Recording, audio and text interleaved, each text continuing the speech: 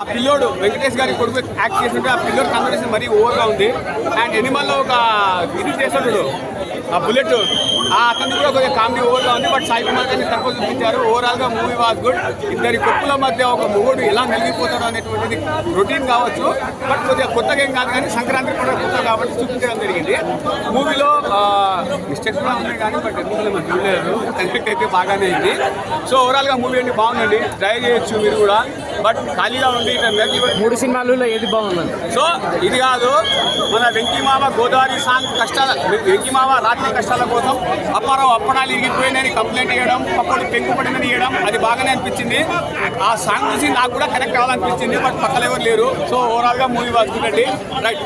So ఇంకో విషయము, ఇందాక మూవీలో 3 ఏ బాగున్నాయి అన్నారు కదా, ఇది వచ్చేసి ఫ్యామిలీ ఎంటర్టైన్మెంట్ మూవీ. మనకు అదేది డాకుమారాజ్ వచ్చేసి కమర్షియల్ మూవీ అండి. ఓవరాల్గా మూవీ వాజ్ గుడ్.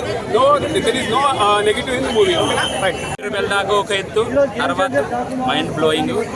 ఏదైతే ఇంటర్వెల్ ఫైట్ ఉంటుందో అక్కడ ఇచ్చే చిన్న చిన్న మెసేజ్ ప్రతి మ్యాన్కి, ఒక బాయ్కి చాలా బాగా కనెక్ట్ అవుతుంది. ఇద్దరు నరేష్ గారి దగ్గర నుంచి స్టార్ట్ అవుతుంది, ఎండింగ్ వారికి నరేష్ గారి మీదనే నడుస్తుంది.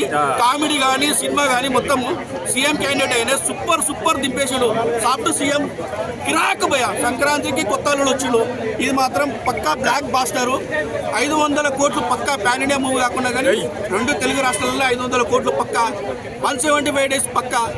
వెంకటేష్ గారి కెరియర్లో బిగ్గెస్ట్ సినిమా సాఫ్ట్ సినిమా భయ. అందరూ చూడాల్సిన సినిమా ఫ్యామిలీతో.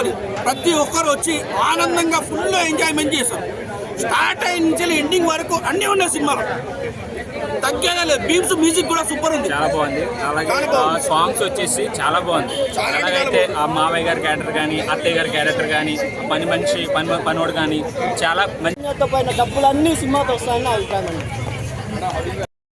సాంగ్ ఉంటుంది, గుడ్, చాలా బాగుంది.